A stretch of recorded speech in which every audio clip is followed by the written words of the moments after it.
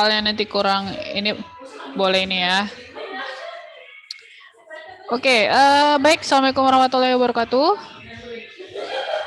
Waalaikumsalam warahmatullahi wabarakatuh. Oke, mohon maaf karena agak bising kebetulan lagi di luar juga. Kemarin saya tadi baru buat materi keempat juga sebenarnya. Ya. Kalau di jadwal mestinya kita udah pertemuan 9.10 ini ya. Udah UTS mestinya ya. Saya baru lihat tadi, aduh sorry, nggak pernah lihat Iya, absen Bu. soalnya. Iya, Bu. Jadi Baik. gimana Bu dengan UTS itu? UTS aman itu. Nanti kita nggak ada UTS nanti saya kasih nilainya bagus lah. Nanti kita ujiannya di UAS saja ya. Alhamdulillah. Nanti kita Oke ujiannya di Bu. UAS saja ya. Oke, Bu. Oke, baik. Untuk materi 234 itu materinya tentang susu. Nah, sekarang kita membahas tentang telur ya. Oke, nah telur merupakan bahan pangan yang sangat kompleks kandungan gizinya, sama seperti susu. Jadi kemarin sudah dijelaskan bahwa seluruh produk dari peternakan itu merupakan produk yang mengandung nilai nutrisi yang sangat tinggi, sangat kompleks karena mengandung air, kemudian karbohidrat, kemudian protein, lemak, vitamin, dan mineral. Ya. Jadi seluruh produk tersebut memiliki nilai gizi yang sangat tinggi. Oke, nah selain itu untuk telur juga memiliki banyak fungsi yang bisa membantu manusia dalam membuat suatu produk pangan baru yang berbahan dasar telur, ya untuk menjadi produk olahan.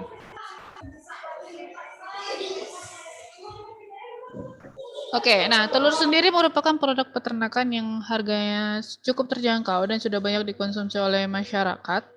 Ya kalau misalnya seseorang ataupun satu keluarga tidak bisa membeli yang namanya daging, bisa kita alihkan ke telur sebagai sumber proteinnya. Ya daging merupakan sumber protein yang tinggi juga, tapi bisa kita ambil dari telur.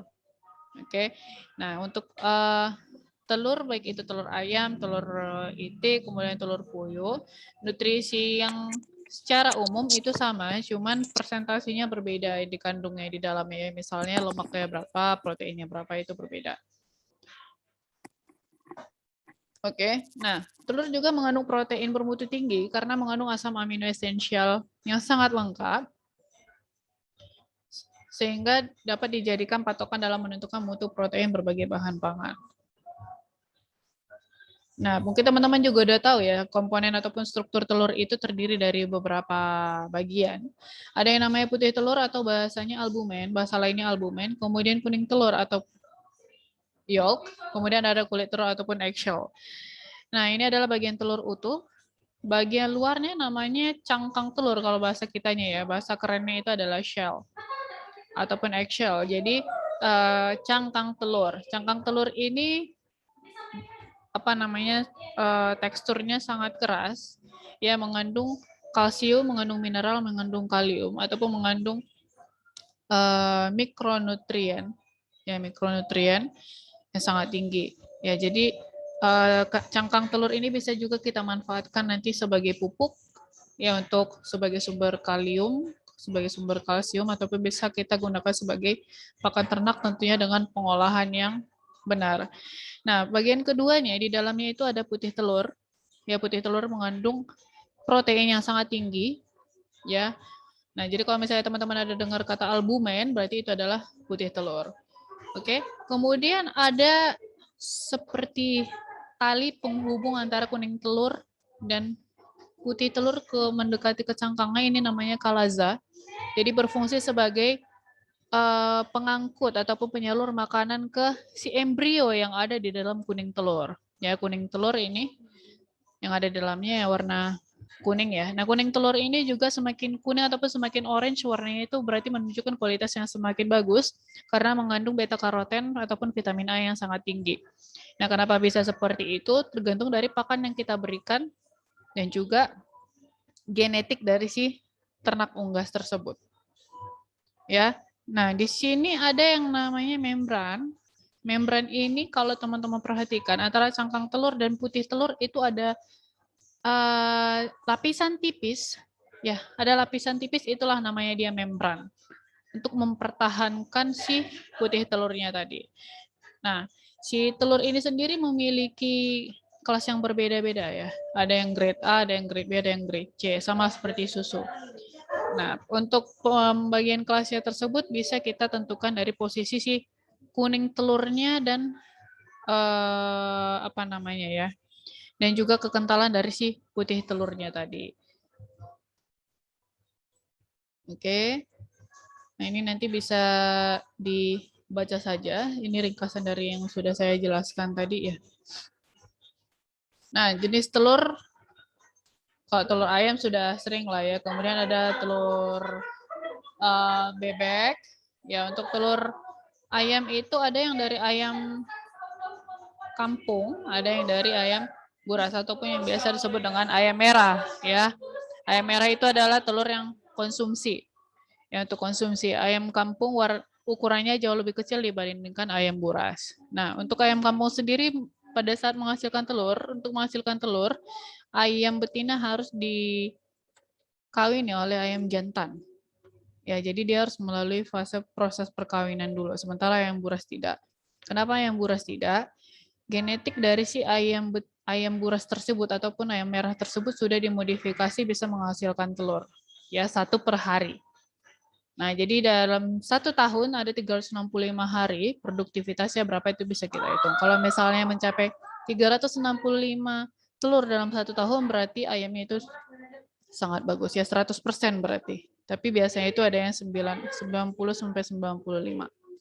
Oke, telur bebek ada yang Jadi warna. kalau ayam Arab Bu, masuk kemana Bu? Kenapa?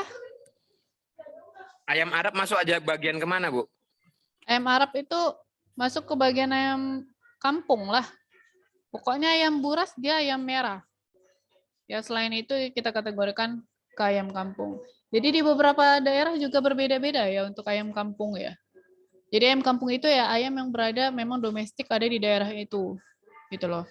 Misalnya kayak kita di Sumatera Utara, ayam kampung kita berbeda sama yang ada di Sulawesi. Di Sulawesi mungkin ada teman-teman dengar kayak ayam yang hitam semuanya ya dari bawah ke atas, kemudian yang merah gitu. Jadi dia ayam kampung kan bahasa Inggrisnya native chicken ya, berarti yang ada memang di daerah itu yang kita dapatkan di situ tanpa modifikasi genetiknya.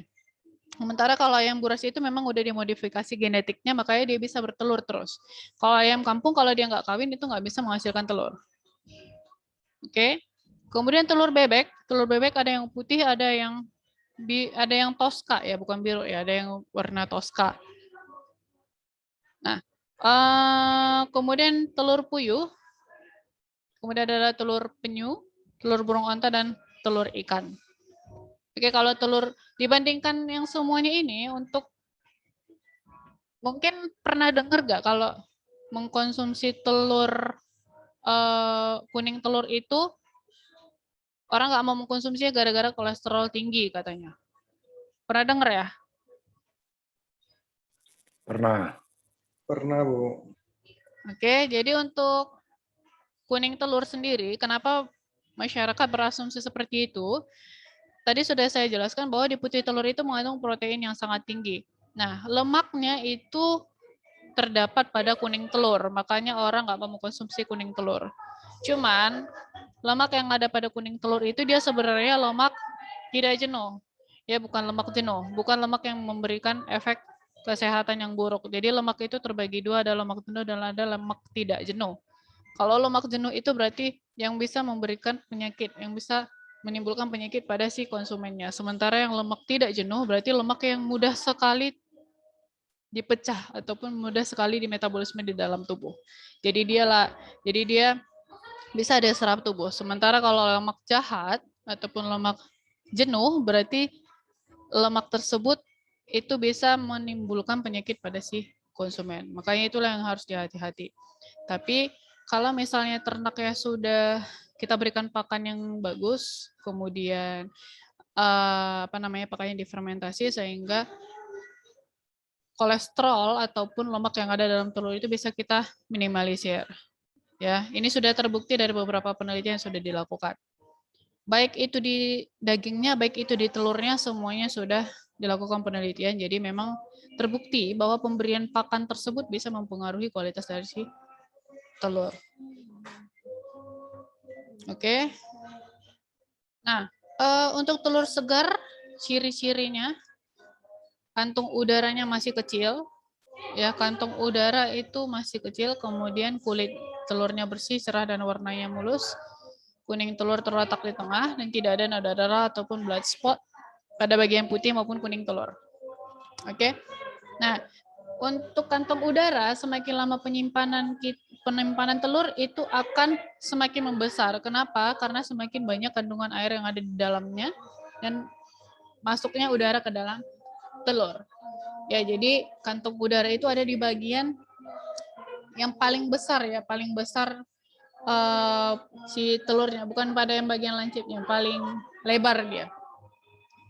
Oke, jadi telur yang umurnya 0 hari, ya 0 hari sama telur yang umurnya 14 hari, kantung udaranya sudah berbeda. Bisa kita amati dengan metode candle ataupun kita teropong ya, kita teropong menggunakan cahaya senter, bisa kita lihat kantung udaranya seperti apa.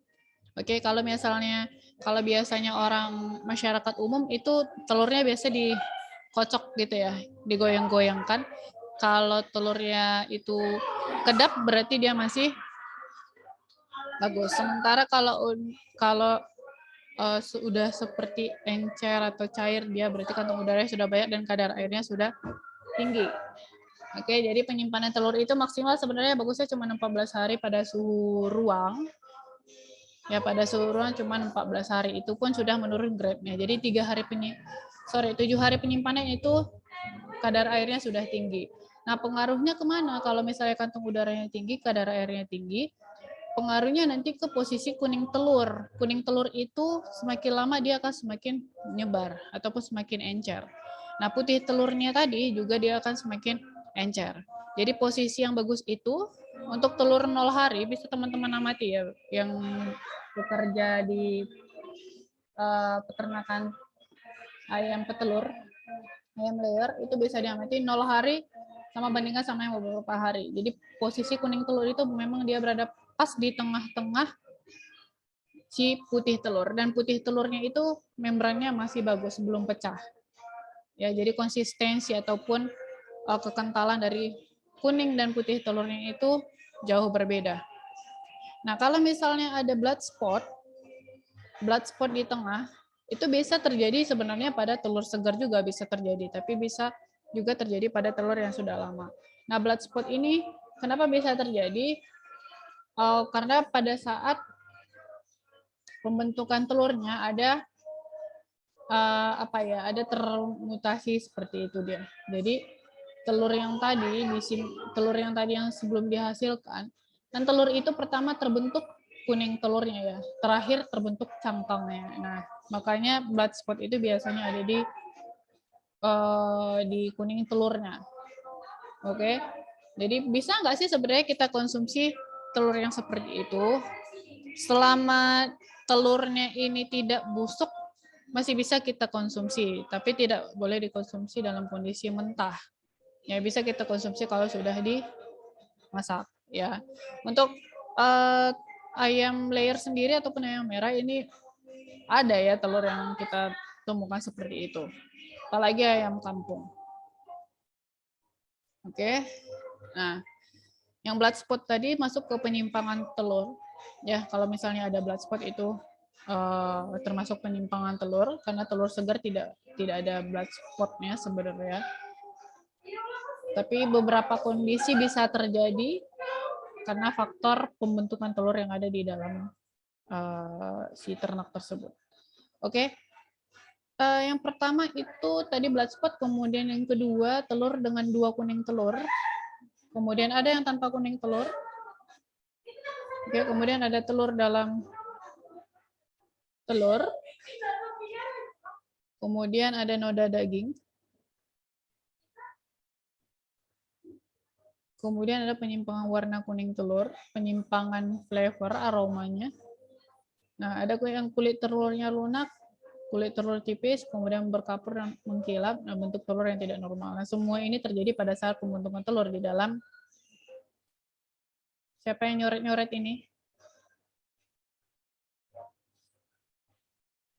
Oke, ada penyimpangannya terjadi pada saat pembentukan telur. Nah, memang ada nggak sih Bu kulit telur itu yang lunak? Ada. Ya, hal ini bisa terjadi seperti pada ternak yang kekurangan kalsium. Ya, tadi sudah saya jelaskan pada pembentukan cangkang telur itu terbuat dari kalsium, ya. Terbuat dari kalsium dan protein. Ya. Jadi protein pembentuknya itu sama seperti yang ada pada kuku kita ya, ataupun pada bulu, pada rambut si ternak itu sama dia seperti itu. Ya, jadi ada yang namanya keratin. Keratin itu adalah salah satu jenis protein yang kalau misalnya keratinnya itu sudah berikatan, jadi dia membentuk satu komponen yang sangat keras seperti kuku, seperti rambut, seperti bulu, itu terbentuk dari keratin. Oke, kalau misalnya apa? Aku yang nyoret, kupikir nggak nampak semua. Kayak mana ngapus ya, Bu? Udahlah, biar aja nggak apa-apa. Oke. Nah, kalau untuk di sini ada juga noda daging. Ya, noda daging ini bisa terbentuk dari kuning telur itu kan dia sebenarnya embrio ya, tempat embrio tumbuh ya. Jadi noda daging ini merupakan kemungkinan dari pembentukan si embrio tadi. Embrionya mungkin sudah berkembang. Ya. Jadi teman-teman harus ingat embrio itu ada di dalam si kuning telurnya tadi, posisinya di kuning telur. Jadi untuk distribusi nutrisi ke dalamnya itu menggunakan si kalaza yang tadi, yang seperti tali, itulah yang mendistribusi nutrisi ataupun makanan ke embrionya untuk berkembang. Oke, ini untuk menguji kesegaran telur tadi sudah saya jelaskan bahwa kita bisa melakukan metode candling ataupun peneropongan dengan cara kita meneropong menggunakan senter untuk melihat gerakan kuning telur, kantung udara, bintik-bintik darah, bintik daging, kerusakan oleh mikroorganisme dan pertumbuhan embrio. Jadi bisa kita teropong. Ini adalah metode yang sangat sederhana yang bisa kita lakukan di mana saja. Boleh teman-teman cobakan saja. Jadi kita posisikan telur itu senternya di bawah telur. Ya, kalau bisa atas telurnya itu harus kita tutup juga. Jadi pantulan cahaya biar nggak menyebar. Jadi fokus ke telur aja. Bisa dicoba, ini adalah metode yang paling sederhana untuk melihat kesegaran telur. Kemudian dengan pengerendaman air garam. Dengan perendaman air garam 10%. Jadi telur segar akan terendam secara horizontal. Ya, horizontal tahu ya, horizontal itu berarti miring dia, tidak tegak. Ya, miring. Jadi nanti telur tersebut akan terendam secara horizontal. Jadi dia miring, tidak dalam posisi tegak. Oke, kemudian dengan melihat fisik ataupun warna kulit telur. Jadi telur yang sudah lama kulitnya akan mengalami perubahan, misalnya ada bintik-bintik hitam, warna menjadi kusam, dan kulit berjamur dan lain-lain. Jadi ini adalah metode untuk menguji kesegaran telur.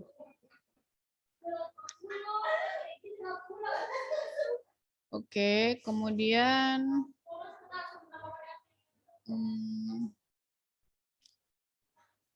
penyimpanan telur itu kita bisa simpan dia dalam kondisi segar ya, ataupun dalam ruang terbuka.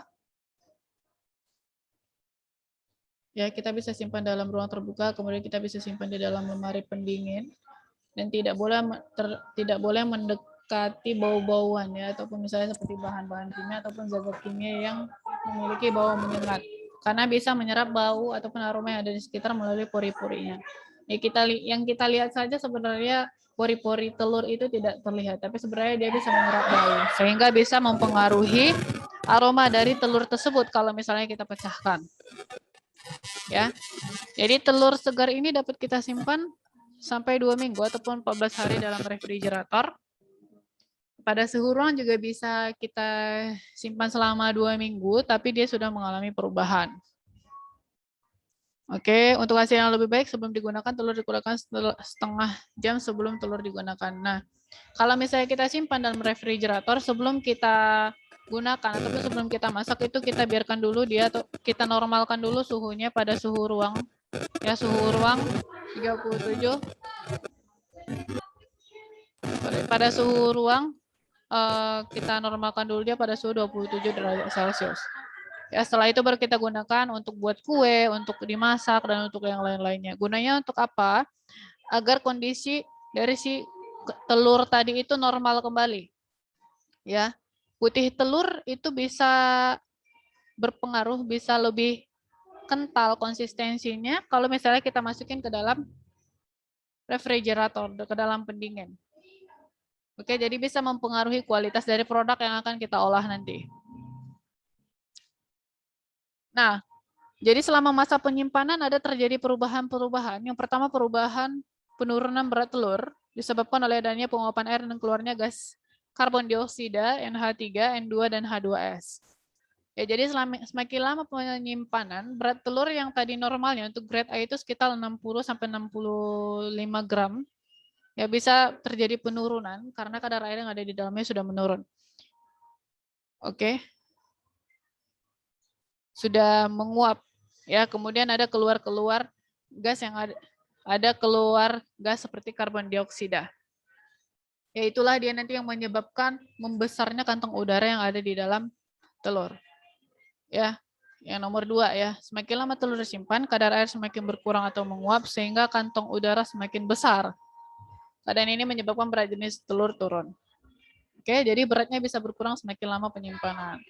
Nah, selain itu, pada saat terjadi penurunan kantong udara membesar, kuning telur itu akan bergeser. Yang tadi posisinya pas ada di tengah putih telur, dia akan bergeser.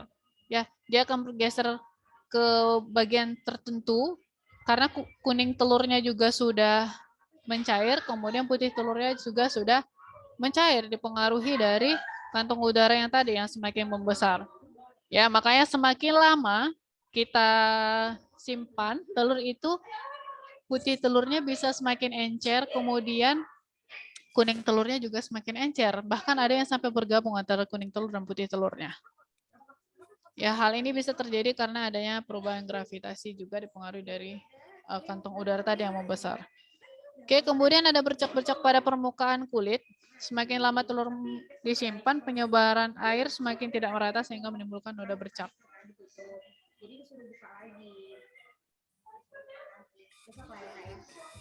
Ya, kemudian penurunan jumlah putih telur.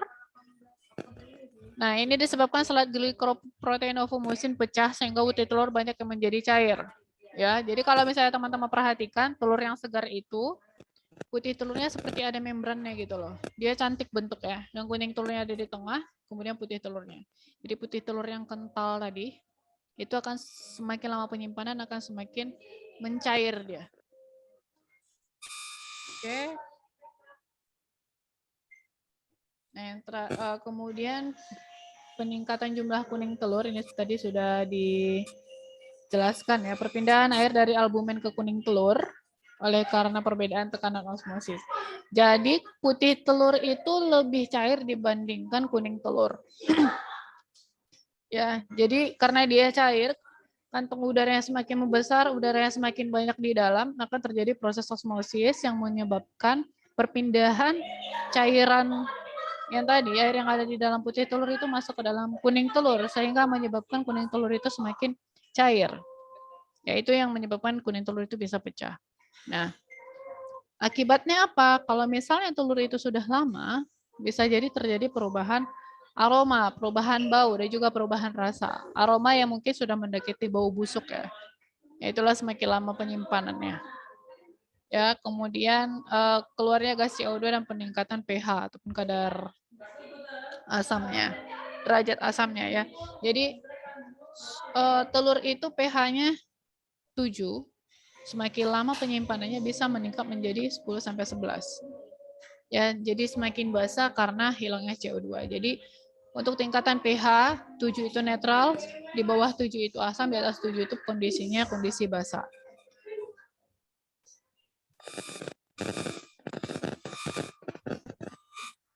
Oke.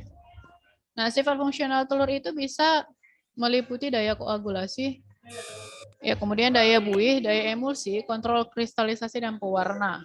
Untuk daya koagulasi sendiri ditandai dengan kelaratan ataupun berubahnya bentuk cairan atau sel menjadi padat ataupun gel. Nah, ini koagulasi itu dia sebenarnya fungsinya katalengnya sebagai pengental ya, sebagai pengental. Nah, perubahan struktur molekul ini dapat disebabkan oleh pengaruh panas, mekanik, asam, basa, garam, dan reaksi garam lain seperti urea. Oke. Nah, untuk koagulasi, kalau misalnya telur itu kita panaskan, terjadilah dia koagulasi ataupun pengentalan. Ya, jadi putih telurnya tadi dia akan mengental, kuning telurnya akan mengental, akan memadat dia bentuknya. Apabila terkena panas, apabila terkena secara mekanik, asam, basa, ataupun garam. Oke, itu sifatnya yang pertama. Kemudian daya buih ataupun foaming. Buih itu adalah bentuk dispersi koloida gas dalam cairan. Oke, semakin banyak udara yang terperangkap, buihnya terbentuk semakin kaku dan kehilangan sifat airnya. So, ini bisa teman-teman lihat pada saat pembuatan kue ya. Jadi kalau misalnya kita kocok telur itu, luas permukaannya akan semakin luas, ya akan semakin luas. Kemudian konsistensinya itu akan semakin padat dia jadi ya, seperti buih. Jadi itu adalah sifat telur. Oke, kemudian daya emulsi. Telur itu berfungsi sebagai emulsi, salah satunya pada saat pembuatan mayonnaise, pada saat pembuatan mayonnaise dan pada saat pembuatan es krim. Jadi sifatnya itu sebagai emulsifier. Ya, jadi bisa memadukan ataupun menggabungkan antara minyak sama cairan. Ya. Jadi emulsi adalah campuran antara dua jenis cairan yang secara normal tidak dapat bercampur, di mana salah satu fase terdispersi dalam fase pendispersi. Oke, jadi kuning telur ini merupakan emulsi minyak dalam air ataupun emulsifier. Oke, boleh teman-teman coba untuk membuat mayonnaise. Mayonnaise itu cuma terbuat dari telur, ya, kuning telur sama minyak. Ya, cuman dibuat dari situ. Kemudian kita tambahkan mustard dan lainnya, nanti terjadilah dia pengemulsian ya, akan terjadi pengentalan pada produk tersebut yang menggabungkan antara air dan minyak. Ya, itulah fungsi dari si telur. Nah, kuning telur sendiri mengandung minyak yang bersifat surface aktif, yaitu lecitin, kolesterol, dan lecitoprotein. Ya, tadi saya sudah jelaskan bahwa kuning telur itu merupakan komponen dalam telur yang mengandung nutrisi lemak, ya, ada juga kolesterol. Nah, lemak itu sebenarnya kolesterol itu sebenarnya masuk ke dalam lemak. Ya, jadi seluruh produk itu sebenarnya mengandung kolesterol, tapi berapa persen yang ada di dalam produk itu ya tergantung dari genetiknya, tergantung dari pakannya dan lain-lainnya. Oke, kemudian sifatnya untuk mengkontrol kristalisasi. Nah, penambahan albumen putih telur ke dalam larutan gula dapat mencegah terbentuknya gula ataupun terbentuknya kristalisasi. Nah, kenapa bisa seperti itu? Karena putih telur itu sifatnya dapat mencegah penguapan, sehingga mencegah inversi sukrosa berlebihan. Nah, kemudian sebagai pewarna, kuning telur itu warnanya kuning. Pigmen kuning itu berasal dari xanthofil, lutein, beta karoten, dan kryptosantin. Nah, tadi juga sudah saya jelaskan semakin orange, ini semakin orange ya, semakin orange kuning telur tersebut semakin bagus kualitasnya karena dia mengandung vitamin A yang tinggi. Vitamin A itu bisa berasal dari beta karotin. Ya, beta karotin ini bisa kita peroleh dari jagung, ya, jagung orange. Kemudian bahan-bahan lainnya yang mengandung beta karotin. Biasanya untuk unggas yang kita berikan adalah jagung. Ya. Nah, di sini dikatakan bahwa sifat ini banyak dimanfaatkan pada industri pembuatan es krim, custard, dan saus. Nah, custard sendiri itu warnanya warna kuning, itu berasal dari kuning telur. Oke.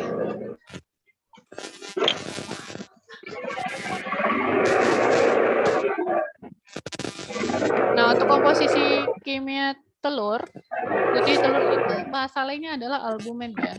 Jadi albumen itu merupakan sumber protein tertinggi yang ada pada telur, sebanyak 9,7 sampai 10,8%. Kemudian fraksi gula 0,4 sampai 0,9%. Ada juga garam mineral di dalamnya 0,5 sampai 0,6%.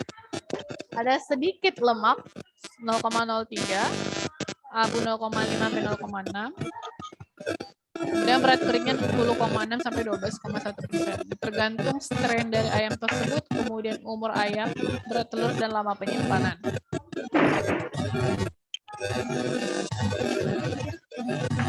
Oke, bentar ya.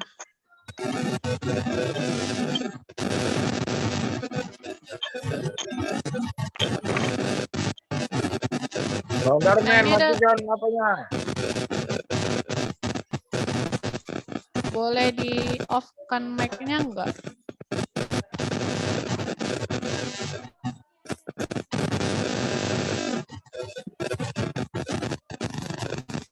Halo. Boleh di off-kan mic-nya?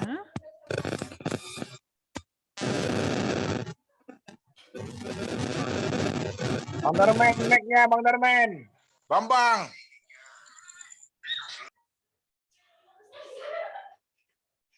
Oke, proporsi dan kandungan albumen. Tadi sudah saya jelaskan bahwa albumen itu adalah bahasa lain dari putih telur. Ya, kenapa dikatakan albumen? Karena mengandung albumin. Ya, jadi putih telur ini merupakan sumber protein tertinggi yang ada di dalam telur. Makanya kalau misalnya orang sakit, orang beroperasi disarankan makan putih telur. Ya, protein itu dia fungsinya salah satunya memperbaiki jaringan yang rusak. Oke, jadi kalau orang beroperasi ataupun ada operasi ataupun kekurangan protein, itu disarankan makan putih telur untuk mempercepat proses penyembuhannya. Ya, jadi putih telur cair bagian dalam, putih telur itu sendiri ada beberapa ya. Jadi kalau dia telurnya baru, itu bisa teman-teman lihat ada yang kentalnya, kemudian ada yang cairnya. Ya kalau yang masih baru, putih telurnya itu kental dia, lebih tinggi. Tinggi dia. Kalau semakin lama akan semakin pecah dan semakin cair. Ya, jadi ada bagian-bagiannya tertentu. Sebenarnya kalau kita praktek lebih enak ya, bisa terlihat langsung. Cuman teman-teman bisa lihat lah. Apalagi yang udah bekerja di perusahaan unggas. Oke, jadi putih telur cair bagian dalam itu kadar airnya 88,8%. Putih telur kental, yang kental 87,6%, putih telur cair yang di luar 86,4% kadar airnya. Sementara kalaza 84,3%. Ya, ini menurut Yuwanto tahun 2010. Oke, jadi putih telur ada yang bagian dalam, kemudian ada yang kental, kemudian ada yang cair di luar. Ya, bagi yang memperhatikan boleh nanti dicobakan kalau ada telur yang baru keluar, ya telur yang baru yang masih 0 hari itu boleh dilihat, boleh dipecahkan dibandingkan sama telur yang sudah lama. Itu pasti ada perbedaannya, terlihat membrannya, membran pembatas antara putih telur, kemudian kuning telur, dan kemudian putih telur yang ada di luar. Ya, putih telur yang kentalnya sama yang ada di luar. Oke.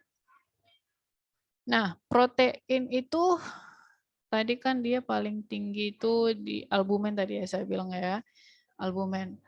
Nah, ada lagi bagian-bagiannya. Jadi jenis protein itu ada yang namanya ovalbumin. Ovalbumin ini yang paling tinggi sifatnya untuk peranannya sebagai fosfoglycoprotein imunogenik. Ya, ini untuk imun ya. Fosfoglycoprotein imunogenik. Oke, kemudian ovotransferin untuk mengikat besi dan antimikroba. Jadi dalam telur itu sendiri ada antimikrobanya, namanya ovotransferin. Ya, ini adalah bagian-bagian dari putih telur sendiri.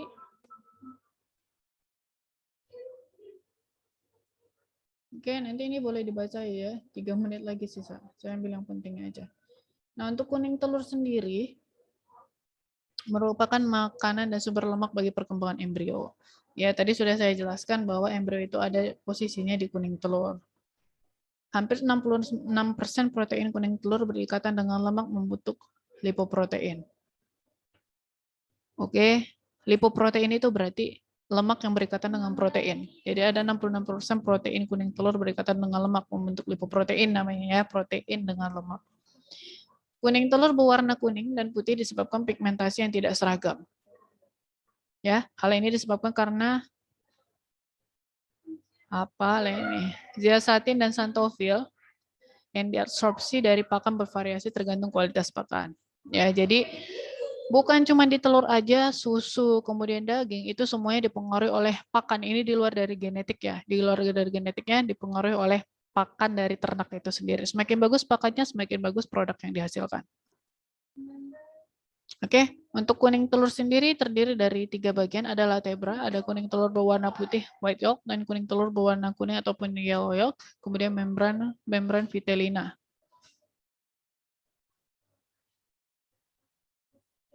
Oke, kuning telur, makanya tadi saya bilang putih telur itu ada membrannya, ke kuning telur juga ada membrannya. Jadi membran ini dia yang mengikat satu-satuan si kuning telur dan putih telur tadi.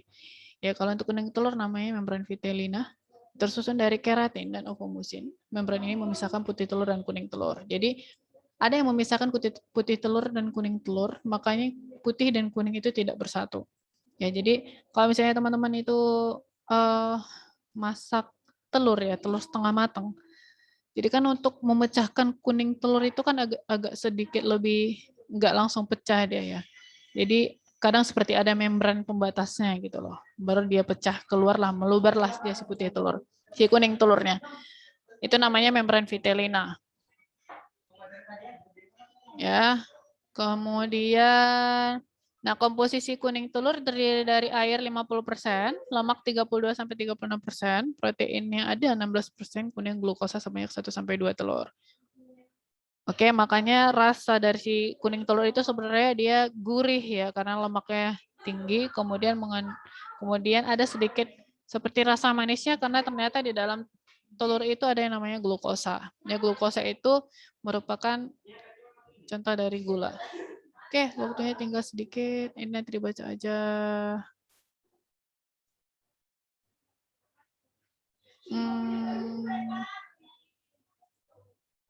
Oke, ini tadi yang saya bilang warna kuning telur itu bisa berasal dari warna orange disebabkan karotenoid yang mengandung banyak zeaxanthin, cryptosanthin, dan lutein ataupun xanthofil.